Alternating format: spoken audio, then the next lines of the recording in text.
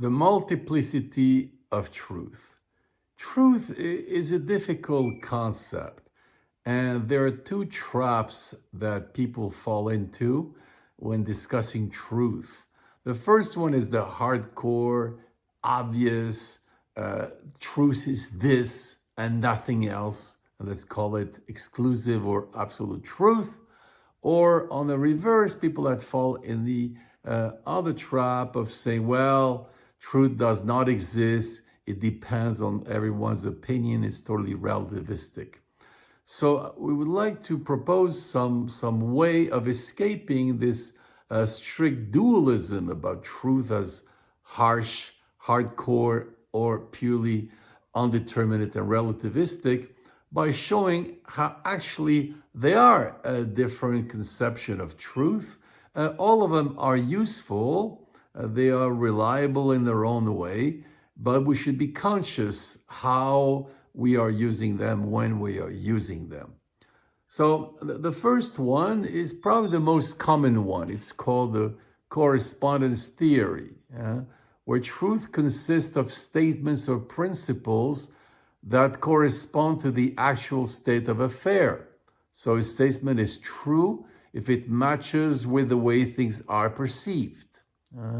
This implies empirical evidence, observation, reproducible experiments, expert testimony, consensus, all the methods actually used by science.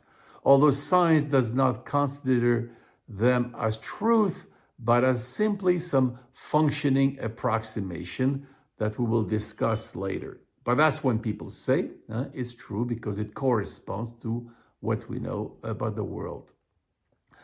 A second concept is called coherence theory, where a statement is true if it is coherently fits within an established system of thoughts, of other propositions, if it's coherent, right? Like that's what a policeman uses when he questions someone, and it tries to check if all these statements fit together. And that's what is used in mathematics, for example, where you cannot have experiments because it doesn't deal with material reality, but it's simply, it has to fit. Demonstrations, axiom theorems have to fit together in order to be considered true. A third principle is called the pragmatic theory of truth, where truth is determined through practical implication of statements. If it works, if it has useful consequences, it's considered true. If somebody tells you something about the world, say, well, show me if it works, then I know it's true. So it's purely a pragmatic utilitarian way of showing that something is true. A fourth concept is the constructivist theory, where truth is constructed by social processes, which generally are historically and culturally specific. They might be understood through some narrative or story, but that's how civilization are developed. That's how society is being structured, and certain things, by being considered true, harmonize or structure this society. Then we have the scientific perspective. In science, a statement is often considered reliable or true if it's supported by empirical evidence, and if the examined phenomena can be reliably reproduced under specific condition. But scientific truths are often considered as provisional, meaning they're accepted until further evidence suggests they need to be revised. That's the history of science when we look at it.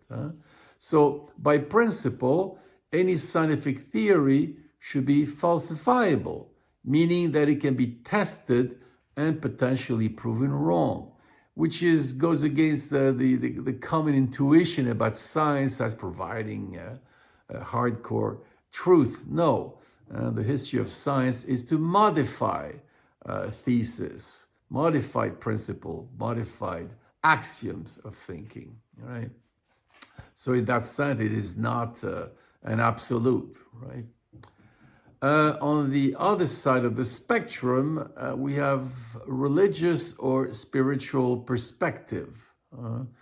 Because many religious traditions claim to possess some ultimate truth regarding the nature of existence. And these cannot be falsifiable. About morality, about the divine, about some ontological principle. These truths often rely on scriptures, on revelation, on the message of some very wise person, and it can be defended as grounding our perspective about reality. But as well, it can relate to personal belief, whatever mental construct that guides our existence, determining our thought or actions. So all in our life, there are certain principles of whatever nature, practical, moral, aesthetic, that we believe are totally reliable and are considered true because they guide our life. Then we have artistic or literary perspectives. In art and literature, truth does not refer so much to some factual accuracy, but rather to emotional, experiential, existential authenticity, because some work of arts provide profound insights into the nature of reality, the human reality, the reality of the world. And we see, in particular with abstract art, how we get insights, but in no way does it look like the immediate reality, but it gives us insight about this reality. Then we have truth in its everyday use. In daily life, truth often refers to some kind of honesty, integrity, being true to oneself or others. It often has a moral connotation. So you can even say someone is true. There's something truth, reliable, because you feel there's no lie, no deception. There's honesty, there's authenticity, right?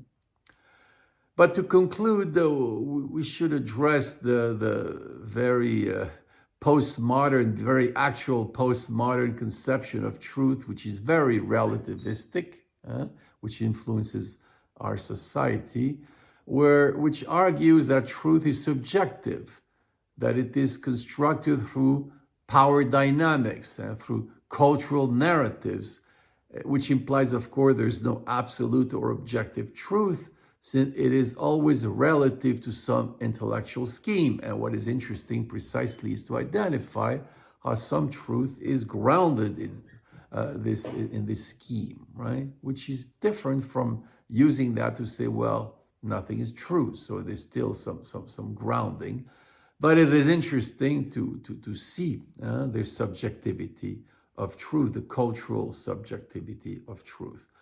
So to conclude this idea, maybe we could propose that truth, an interesting conception of truth, would be our capacity to go through these different paradigms of truth, to be conscious of them, to be familiar with them, and to see how they can modify our vision of the world, but to be capable of going through these different schemes and be able to modify the way we look at truth in different situations, which is a very interesting and challenging intellectual exercise about truth.